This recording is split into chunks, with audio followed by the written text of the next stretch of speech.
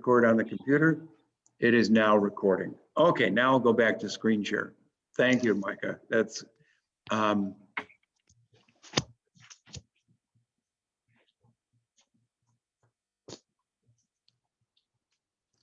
okay. Slideshow, current slide. Okay. As I was saying, if you see these four crowns down here, these are actually the sons that were in line for the kingship, and each of them three of them end up dying, or end up having something happen to them. The first one is going to be Amnon, is killed, is murdered by, Amnon is the one who rapes his half-sister Tamar.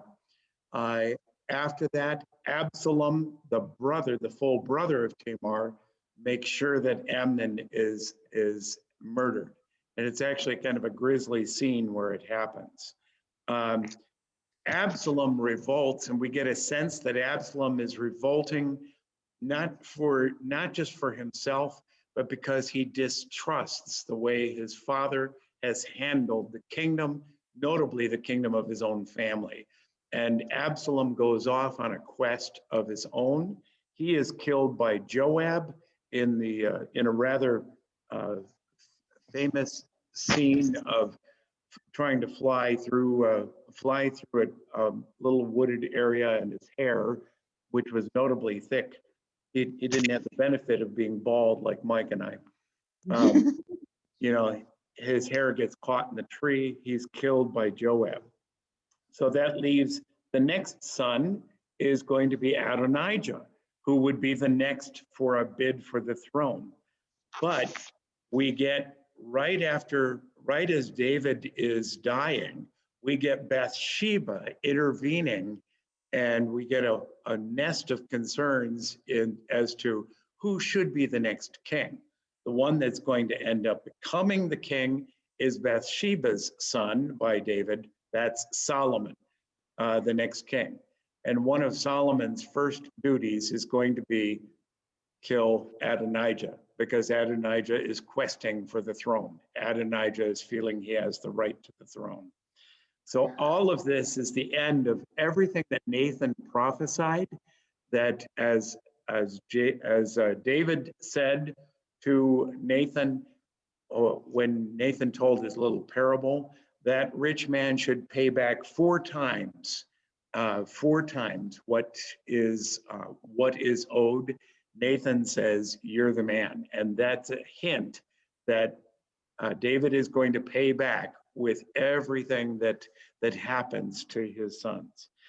We get a curious thing at the very end of 1 Samuel 13, verse 14, where there's a passage that says David was a man after God's heart.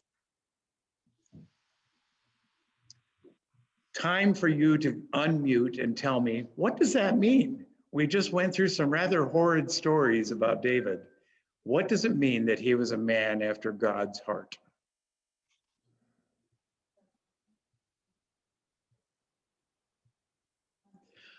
Okay, sister said the fact that when he was told about his sins, he repented. I'll give you a little bit of that. That's true. Even though he had to be told and he had to be called on the carpet for it. The books of Samuel and Kings and everything after the book of Deuteronomy gives a hint that David kept looking to, we have no hint of David ever worshiping any other gods. David never followed any other god. It was not about David being a perfect person.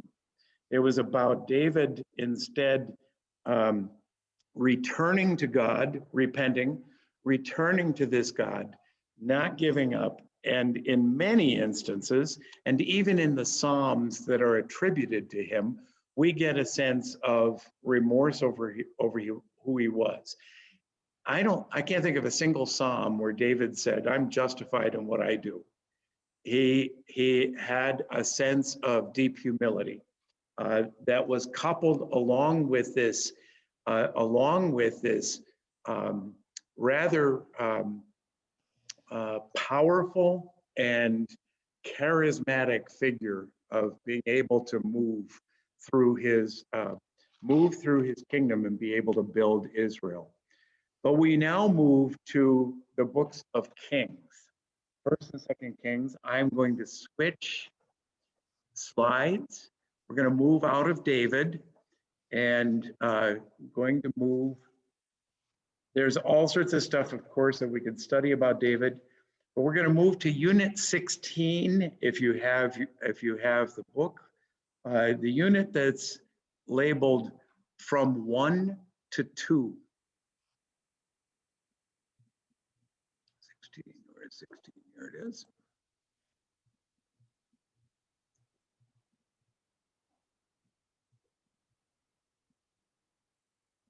Let's just go ahead. Okay. And this goes into the story of Solomon. Solomon is an interesting character, and there's a number of areas where the story of Solomon is told as though he is a favored one by God.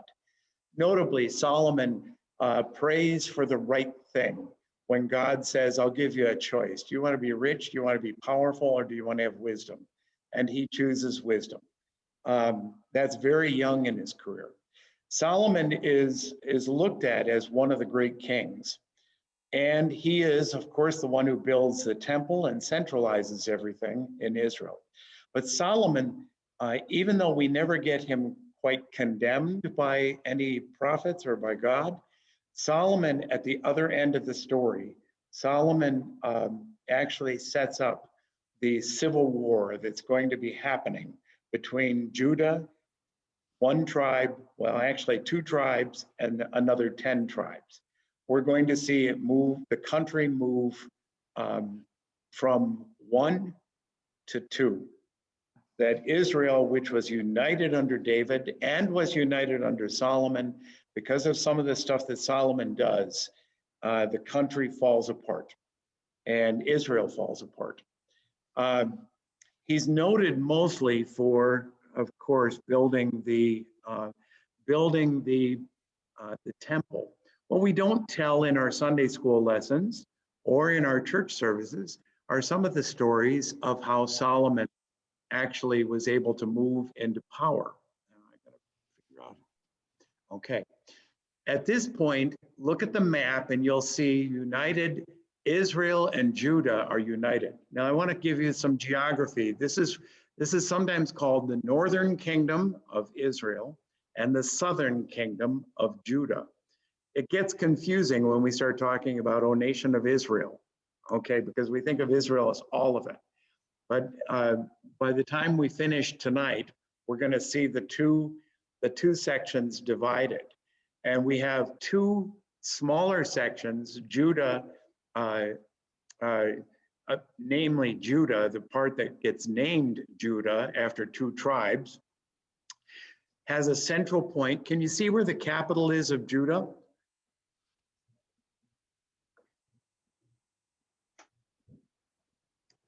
What is it? What's the capital of Judah? Jerusalem. Jerusalem. Okay. Now, what's the capital of the northern tribes? Where are they going to place their capital? They have a couple of places up in the north. They have Shechem, which is where a number of covenants have already happened. That would be like us reestablishing our capital in Philadelphia, okay? You know, but they don't have the Washington, D.C., the Jerusalem of, you know, the focus of everything that David has done. So we're going to see some division between these 2 tribes, these two nations. By the end of the story tonight, the northern tribes, or Israel, that northern area, because they're largely decentralized, they are going to be brought into captivity by what I call the biggest bad boys on the block. The Assyrians will come in and wipe out Israel. they'll wipe it out so thoroughly that when people are able to come back to Israel, they end up cohabiting with all sorts of other tribes, and they end up setting their capital, Samaria, as the central area. Guess what they're going to be called in Jesus's time? Samaritans. This is where the Samaritans come from. The Samaritans, we would in punk talk, we call them half-breeds. The Samaritans were a mix of some religious culture. They kept some things, but they didn't. But that's going to be, by the end of tonight, we'll see the start of how the northern tribes lose a lot of identity with what Israel is. It's going to be another several hundred years before the southern tribes, or Judah and Jerusalem, are captured by another major enemy coming down the block, the one who wipes out the Assyrians, and that is going to be Babylon. So tonight you're going to get a sweep of history, which is exactly what the books of 1st and 2nd Kings do. But it starts with Solomon. Let's just look through what happens here with Solomon, okay? Where Solomon is able to establish himself as king over Jerusalem, and at this point, Israel is pretty well united. At this point, we have three figures in chapter 2. We have three figures that are immediately ordered killed by Solomon. The first is his brother Adonijah, who had tried to become the king in place of Solomon. And because he's a threat, Solomon has him executed, has him killed. Joab, who is David's nephew in general, and a cousin to Solomon, had supported Adonijah as king. And even though David was still miffed at Joab, his general, killing his son Absalom, David promised he would never kill Joab. Of course, when he died, then Solomon was released from that, at least from his sense. And then there's another guy who had cursed David when David was fleeing from his son Absalom. And Shimei is this is another one that David had said he gave his word he wouldn't harm him. But as soon as he died, David told Solomon, as he was dying, David told Solomon, kill Shimei for me, do it after I die. We have a fourth figure that's in here, and this is where we have Solomon meddling in the priesthood. Remember, there was a separation of priesthood and kingship, but Solomon starts meddling in because the priest that should have been in control was actually a priest from Anathoth, Abiathar from Anathoth. I'm going to ask you, please say all these names after me so you can memorize them. They're important. Abiathar, he sends up to Anathoth, which is a city that later on will be where a prophet comes from, Jeremiah. It comes from Anathoth, maybe even related to Abiathar. We have, under Solomon, we have treaties that are political alliances. It's a way of keeping peace. And one of the ways that Solomon keeps the peace is the way that was done in a number of Middle Eastern countries. When you're a king, you operate like the other kings. So what you would do is you would set up marriages with the daughters of other kings. And you would have all sorts of relationships going back and forth. We have all sorts of relations and alliances that are established. I don't know if Solomon ever even knew half these women. When you're talking 900 women, that's pretty hard to remember everybody's name. I have a hard enough time just in my own household. But as Solomon is doing all this, you have to recognize that when he marries somebody under the Egyptian pharaoh, you know, what is that woman going to bring into the household? Some of the gods of Egypt, some of her homemade gods. We're going to have Moabite, Ammonite, Edomite, Sidonian, Hittite women, Egyptian women, all of them bringing in their false gods. So while Solomon is busy building a temple, at the same time, he's allowing for all sorts of strange and new relationships to happen and filter into the whole political system of what's happening. The people we're now getting a term that the people were worshiping at high places. What are the high places? In the Old Testament, the high places in just about every culture are places where we tend to consider the heavens meet the earth. And the high places were a number of places, even in good Israelite culture, notably Mount Sinai and some other places. They're places where God was considered to be closer, at least in the sense, in our sensory experience. The high places were quite possibly just some normal altars that would be in various areas of the country. Remember, not everyone could travel the 90 miles to come and worship at the temple. So where did they do any type of worship for their family? They would find some central area. Unfortunately, the high places then got mixed with some of the other cultural gods. And the high places become a term in the Old Testament, starting about this time, that the kings who are trying to follow Israel have to get rid of any worship in the high places. Okay? And think about the problem here. If the kings start saying, well, we're going to worship in Jerusalem, no more worship out there in the high places, and they don't give any opportunity for any other worship, what happens? They start turning to whatever is in the neighborhood. They start turning into some of the places. But anytime in the books of Kings, and especially in Chronicles, we're going to see that the high place was viewed as an invalid worship center. So it's partially religious, but it's also partially political. And it becomes a real problem. And we're going to see how God deals with this under Solomon. Solomon also began. I'm going to move here. Solomon moved for God's wisdom to be shown in Jerusalem.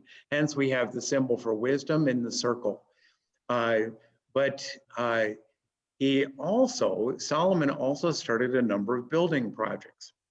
So when you start going for building, the first thing that you need is lumber. You don't go to Israel for lumber. There's not a heck of a lot of lumber there. So where do you go? You go up to Tyre and up to another country. You go up to the Phoenician areas where they can provide the materials.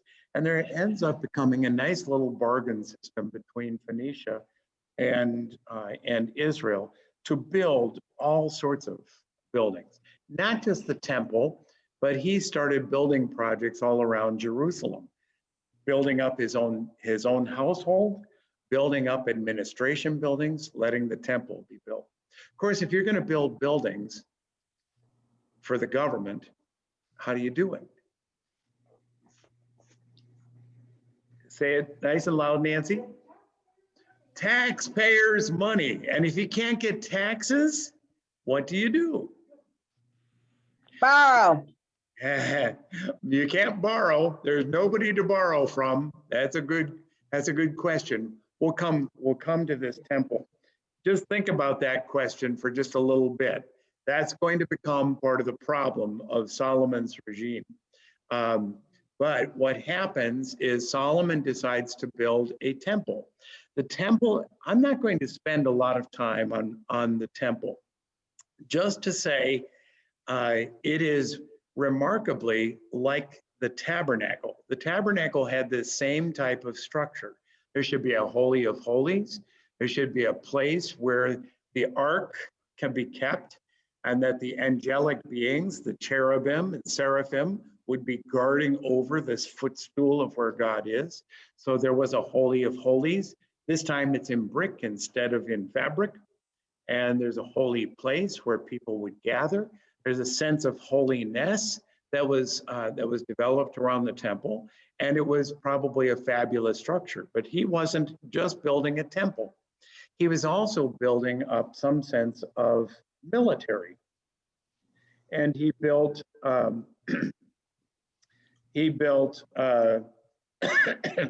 excuse me, he stationed 1,400 chariots and 12,000 horses near one of his fortresses. He had fortresses at Hazor, Gezer, and Megiddo.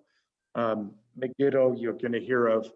Megiddo, by the way, is in a plain and right near a mountain. The word mountain in Hebrew is Har. So if you have Har Megiddo, what does that sound like? Harp. Armageddon. That's the root of where this whole thing begins. That Solomon sets all of his armies there, and that this historic sequence of a battle, the Armageddon, is going to come out of this. He also placed ships near Ezen-Geber. Ezen-Geber is way to the south. You can see it down there at the bottom of the picture. It is adjoining almost the Red Sea. That is quite a turf. But he established about the only time that Israel ever had a navy. Israel is not known for dealing with water very well. I mean, when Jonah tries to take a ship, he doesn't last very long. He ends up going by fish instead of by ship. And if you think about it, most of the time that Jesus is in a boat, he's dealing with storms with the disciples. The Israelites just don't have a great history with water, but this is the one time they have something of a navy. The Phoenicians were known, of course, for their navy, and they're sitting right on the Mediterranean. But he also set up some sense of a relationship with the Phoenicians and allowed them to teach him. So with all of this building, with all of this army going on, again, how is Solomon going to pay for all this? Gradually, as time goes on, Solomon does have to develop a way of paying for it.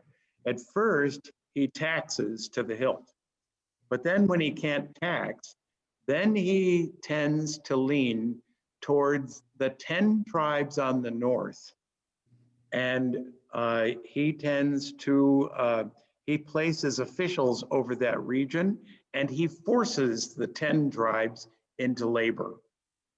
Now, what kind of a mindset do you think happens with the 10 tribes of the north if they see that the 2 tribes to the south are not being forced? Notably, the places around Jerusalem are not being subjected to this type of labor.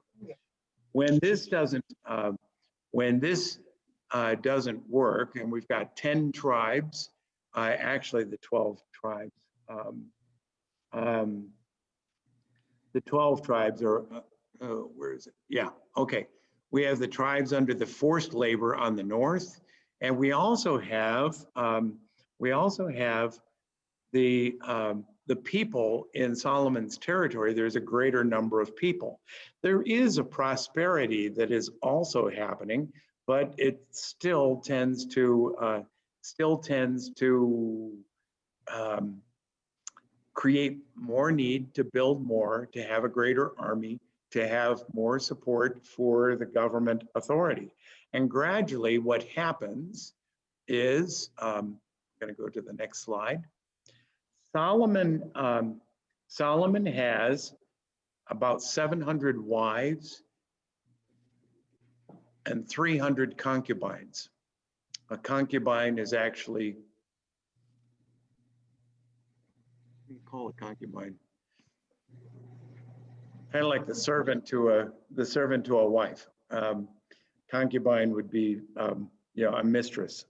Well, mistress sounds like it's there still is a legal attempt, but what we have is the what we have is the infusion of these gods, namely Astarte, Milcom, Chemosh, Molech, all these gods. Molech was a god who required child sacrifice. And we get some instances of where these wives were somehow committed to another god other than the God of Solomon. We have Solomon buying horses. This is 1 Kings chapter 10. Solomon ends up buying horses and chariots from the Egyptians and then selling them to the nations to his north. Do you know what we call that now? Slavery. Not slavery, you're close. We call that an arms merchant. He is an arms merchant. He's busy taking the weaponry from the south and he's supplying for whatever pay he can get. He begins doing this. Then he starts having the people with the building materials, not just whipped, but they devise a way that they are to live in forced labor, and they are all required to work for free without pay every third month for the government. Okay, in other words, for his building. Yeah. Yeah.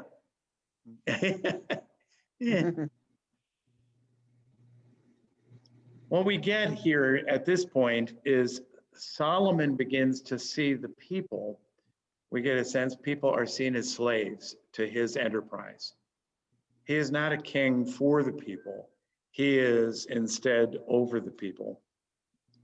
And we get God reacting when the Edomites, over here to the bottom right, and the Syrians start to invade and start to create problems for Solomon, and they regain some of their independence.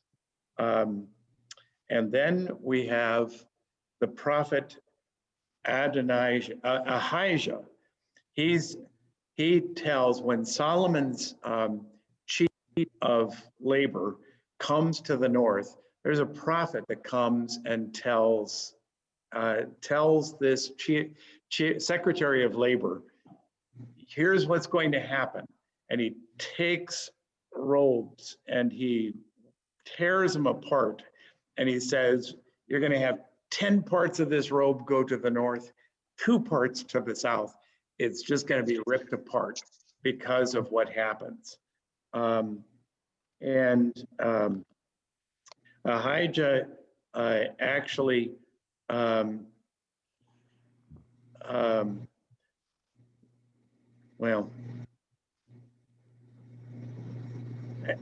when Solomon finally dies, Solomon's son comes into power. His name is Rehoboam. It gets tricky because you get all these names that sound the same. You've got Jeroboam in the north, you've got Rehoboam in the south, and you have to remember which one is which.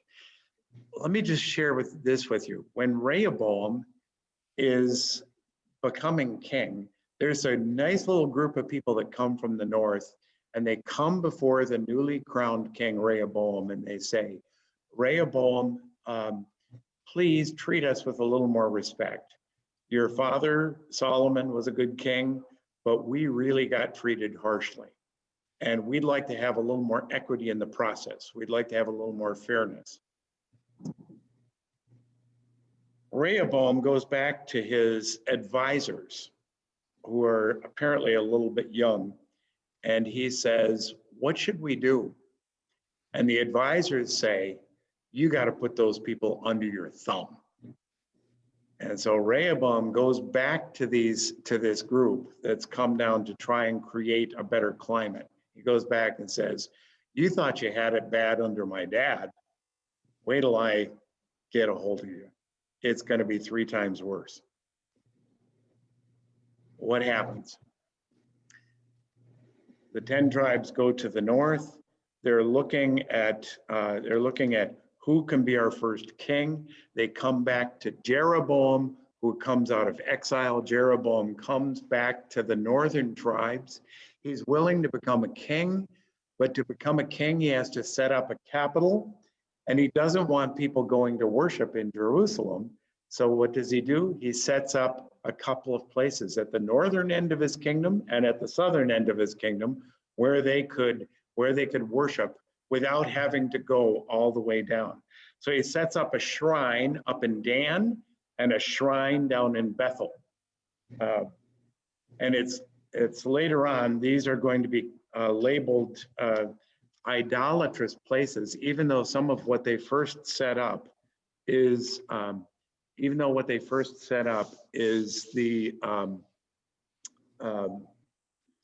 probably something like the cherubim that were up in the temple in the Holy of Holies. Now, before we go on to the next kings, and we're going to move through some things, how did it get to be 7:45 already? Okay.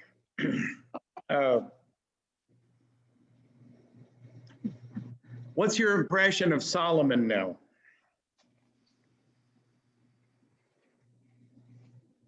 He was nothing. Like the rest. Yeah. You know, Solomon is called, in our Sunday school classes, he's called the wise king. And that's because of some early things that happened. It took me a long time to try and make a comparison. Yeah, I think Solomon has some excellent qualities, but Solomon also didn't participate in his own wisdom. How many of you have read stuff about maybe biographies or the autobiography of Benjamin Franklin? Yeah, I read both of those. Yeah, you know that Benjamin Franklin came up with some rather wonderful wisdom proverbs, such as, can anybody quote any?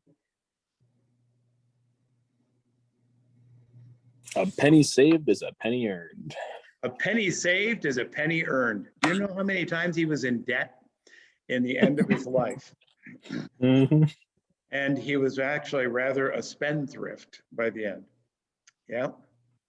Early to bed, early to rise, makes a man healthy, wealthy, and wise. When he was living over in France, he was known for keeping late nights and waking up in the afternoons. The same one who penned some of this stuff. A lot of the stuff that he put in his Richard's. Mike, did you say one? No, you're right. Yeah. Okay, I thought maybe I heard someone else say one. Benjamin Franklin, I think, was a wise man, but did he pay attention to his own wisdom? That's Solomon. Solomon, the stuff that's attributed to Solomon could be very wise, but when Solomon is attributed in Proverbs with talking about what a marvelous wife is like in Proverbs 30 or 31, you have to remember, how many wives did this guy have? And he's talking about one wife. There's something that just is askew. And I want you to understand that Solomon didn't necessarily live out his stuff. And the books of First Kings, even though it attributes to Solomon a grand temple, he's got a great prayer for that temple, recognizing God is not locked in that temple. But the book of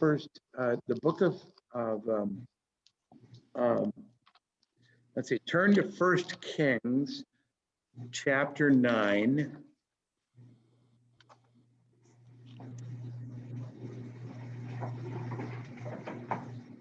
First Kings, chapter 9, verses 1 through 9.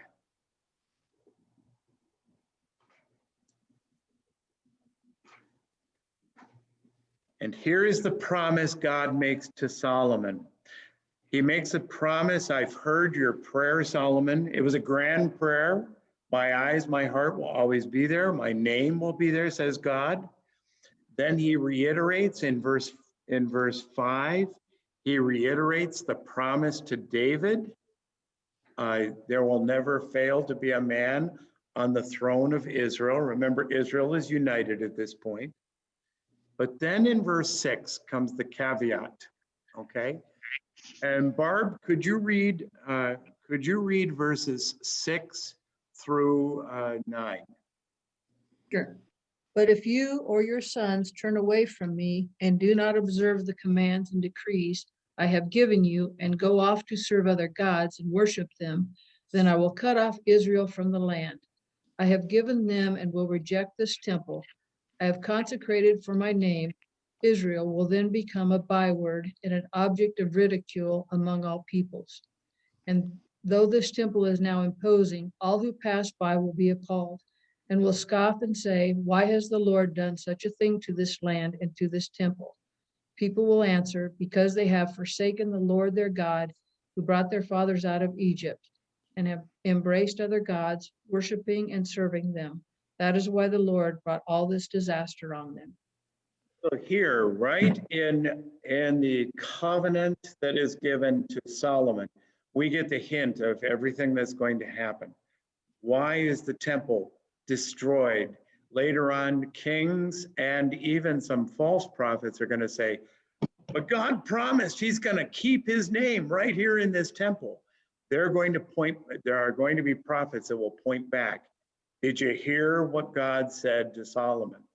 And in fact, they'll point back to a book that we were looking at back in Deuteronomy chapter 17.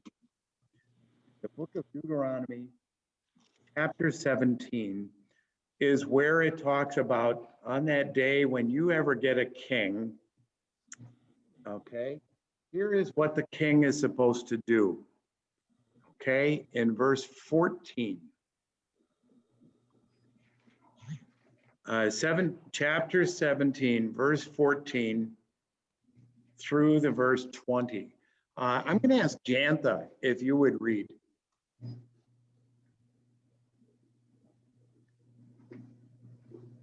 I'm in 1 Kings 17, and what was the verse? No, Deuteronomy 7. Oh, that's where I missed it. Okay. Deuteronomy 17, verse 14. Remember, Deuteronomy is the second law of Moses. And I said Deuteronomy is actually kind of giving you a picture of this is why Israel failed. This is what happened to Israel. Here you'll hear, I want you to just hear, what are the things that Solomon himself violates? I just went over a bunch of them in just this history. So go ahead, Jantha. Okay, verse 14. When you enter the land the Lord your God has given you and have taken possession of it and settled in it, and you say, let us set a king over us like all the nations around us. Do you want me to keep going? Oh, yes, yes, yes. Okay. Be sure to appoint over you a king the Lord your God chooses. He must be from among your fellow Israelites. Do not place a foreigner over you, one who is not an Israelite.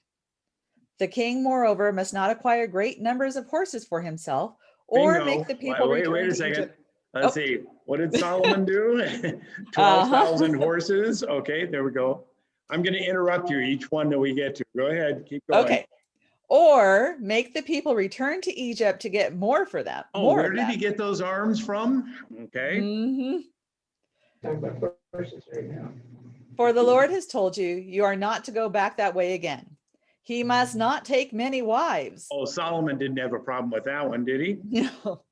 Or his heart will be led astray. He must not accumulate large amounts of gold and silver. Oh, wait a second. Okay, so we have 4 violations right there, you know, in the Deuteronomic Code. And did Solomon remember this? Continue on. Margie, would you go ahead and read 18 through 20?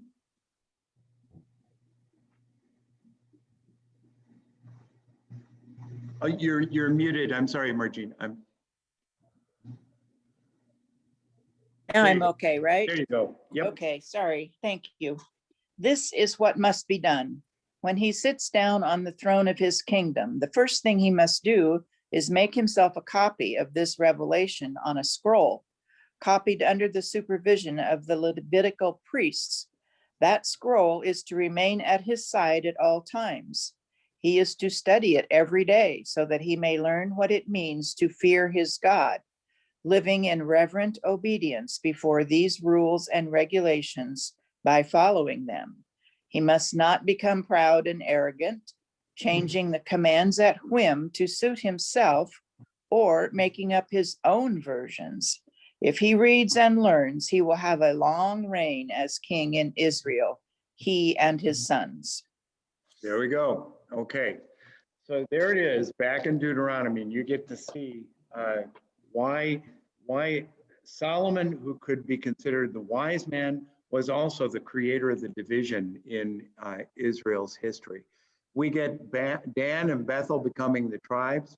As I said, I'm not going to spend a lot of time right now on here.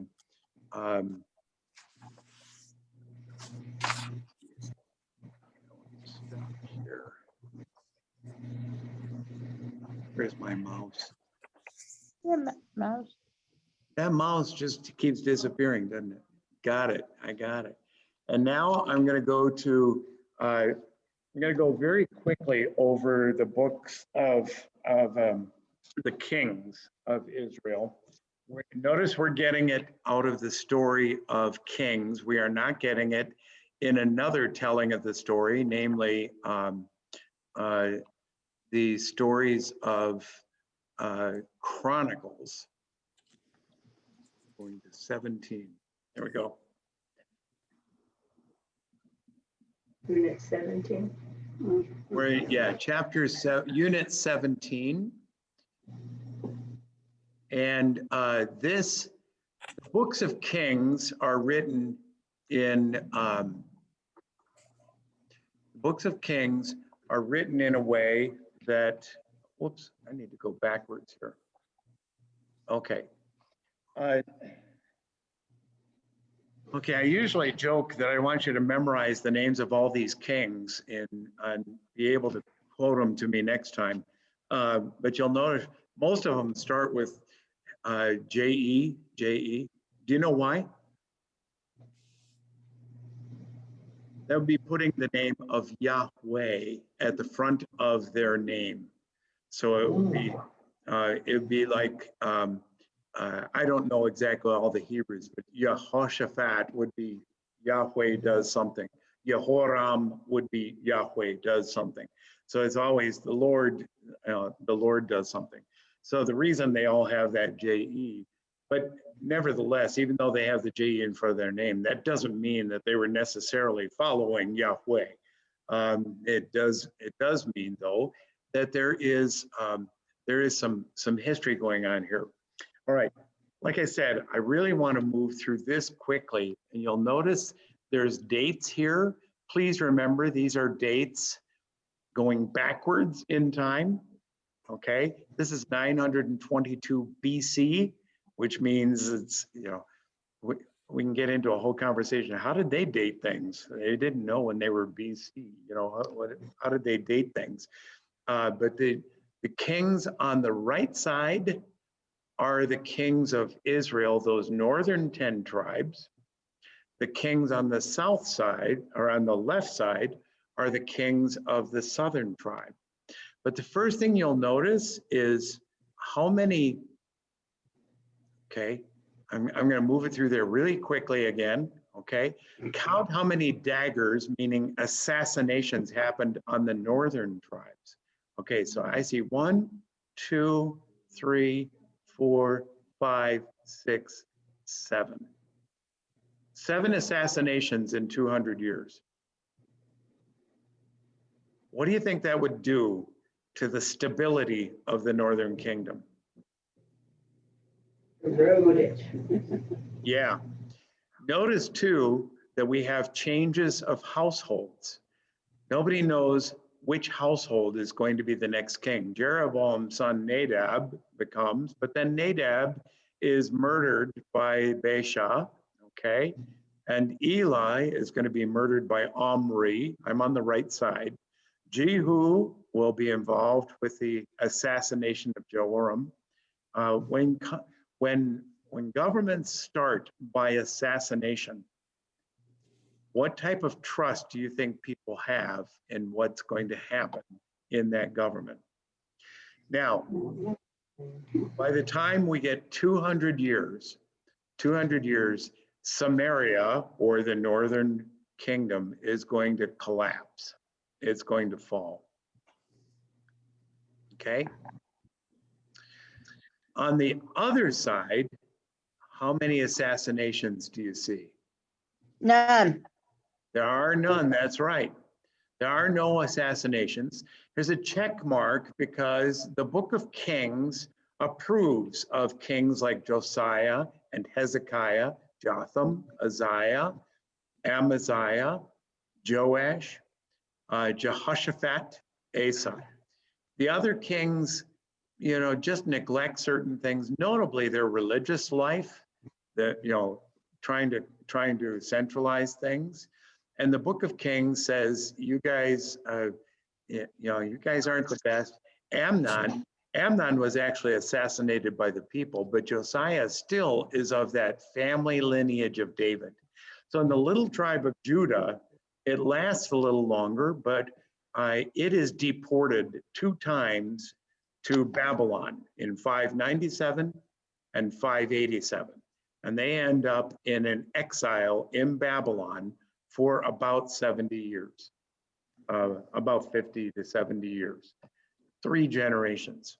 We will get to that next time. We'll talk a little bit about that. Wow, what I want you to think through here is the way the books of Kings tends to tell the story. The people should be centralized around a temple, which you couldn't be in the northern kingdom of Israel because you weren't going to cross the border. The Mason-Dixon line was just above Jerusalem, and you wouldn't come down to worship at the temple. So you had to establish other worshiping places.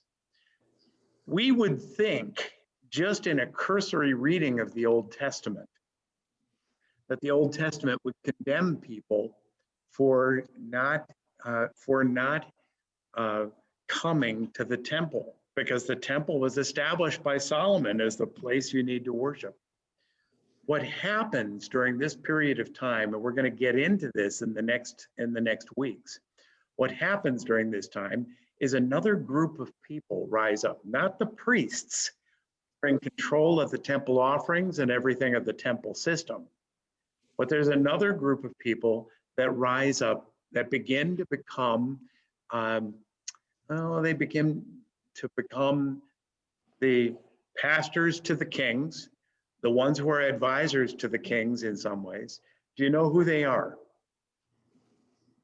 The prophets. And you will note, as you're reading the prophets, you will not find in any one prophet that it says, you people are judged because you haven't been worshiping in the temple. The prophets are almost like they don't bash the temple, but they don't necessarily lift it up and say, you need to go to the temple.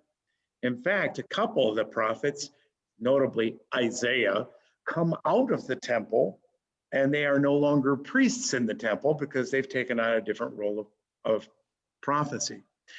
Also, there are prophets who go to the northern kingdom. Hosea and Amos will start their ministry in the northern kingdom. They'll come from the southern kingdom, but what it gives a sense of is God has planted a word in their heart to say, the covenant is still good for you in the northern kingdom, regardless of whether you're able to come to the temple or not. Remember the covenant. So the prophets like Amos will be busy really warning Israel, watch out, you're on a pattern of self-destruction by following along with all of these kings that are just looking at doing things the way the other governments are. Don't forget your God. Of course, we know that Israel will. Hosea even talks about Israel as though it is a God, as though it is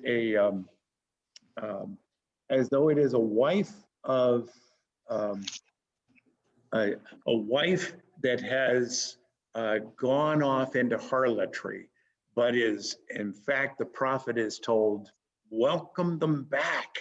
They should be welcomed back. The prophets are not predicting the future. I don't know how many times I will emphasize that. I know how many times I have emphasized it. We tend to look at prophets and say, okay, they're the ones that are predicting what's going to happen. And then we very narrowly look at a couple of passages in the prophets that say, did they predict Jesus? That wasn't what the prophets were about. The prophets were preachers. Instead of looking forward and predicting something, the prophets, just like me, do you know what I use on Sunday morning to preach from? Where do I have to go? Kate, you're holding it up. I go back to the scriptures. What scriptures would the prophets go back to and say, this is where the covenant is made?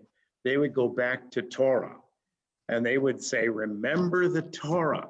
The prophets are difficult for us to understand, I think, because we're so busy wanting them to predict something rather than what they really are doing. They're preachers. They're preachers saying, this is what the covenant said, and this is what you're doing. You're messing with the covenant. You're messing with God. So as we get into the prophets, you're going to find two that I can only mention just a little bit, Elijah and Elisha, who are prophets not in Jerusalem, they're prophets in the northern kingdom. They're prophets under King Ahab. And a lot of the images that happen with Elijah in particular are like a new Moses. Do you remember how Moses went up on the mountain and fire came down to write the tablets? When Elijah has his first big showdown with all the gods of the northern kingdom, and he has all the priests, where does he go? Out on the battlefield? No, he asks them to come up on a mountain. And guess what comes down? Fire. We get Moses and Elijah being compared as though the prophets are going to get a big sense. In the book of First Kings, there is more about Elijah and Elisha, two prophets. There's more about them than there is about any king. Who's more important in the biblical history? Not the politics. Instead, more important is the covenant. How are people, being recognizing themselves connected with God? I really rebel against the way we have taught Old Testament history. We tend to look just at the kings and the power centers.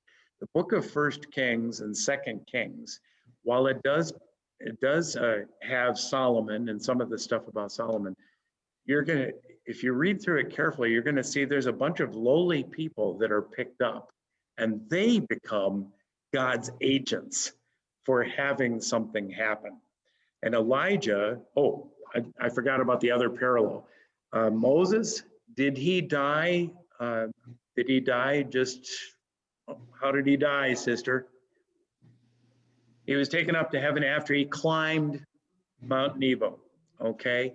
What happens to Elijah at the end? He's taken up in a whirlwind, okay? Taken up and just disappears. We get this parallel with Elijah is the new Moses, okay? And Elijah becomes the most important prophetic pronouncement of how God is going to start a new proclamation, okay? How is God going to enter into the corruption that is happening, into the politics of the age? How is God going to do this? He's always going to send a prophet like who? Elijah. So let's flip to the New Testament. When John the Baptist starts proclaiming out in the wilderness, the kingdom of God is breaking in. The kingdom of God is happening. What's the first question that some of the scribes, lawyers, people begin asking? Is this who? Elijah. And in fact, they then ask it of Jesus. Are you Elijah, or should we expect another? You know, and this becomes in the Israelite mind the sense of, here's how God is going to bring something, a new word to us when we're going astray through the prophets. That's a really brief synopsis of Elijah and Elisha, worthy of reading. And I've got all sorts of questions, but I do need to end because we're already at 7 after. Okay, but we're at a good stopping spot. Next week, we're going to go into the exile. You know what I'd encourage you to do is maybe start reading one of the prophets, like the first chapters of Isaiah are probably profound. Notice Isaiah's, if you read even the first 12 chapters of Isaiah, notice how Isaiah has to deal with the covenant to David, but he also has to deal with the temple. Is the temple where things start? And just look at this, look at how Isaiah challenges the temple system, but also maintains the promise maintains the promise. Isaiah is writing during the time of Uzziah up here at 783 through Hezekiah 715. So Isaiah is in the southern kingdom, and he will witness the collapse of the northern kingdom. But as I said before, this is an overview, and it's meant to give you a sense of the grandeur of the history, but also how God does intervene in ways that we aren't expecting. He doesn't come in with a massive army. Instead, he sends prophets. Why? Why does God not intervene and fix it all up? Why does God send prophets? I'll leave that question for next week. And I will see if I can, I'm going to stop share, and I'm going to stop recording right now because it's time for us to put up a couple of prayers for us.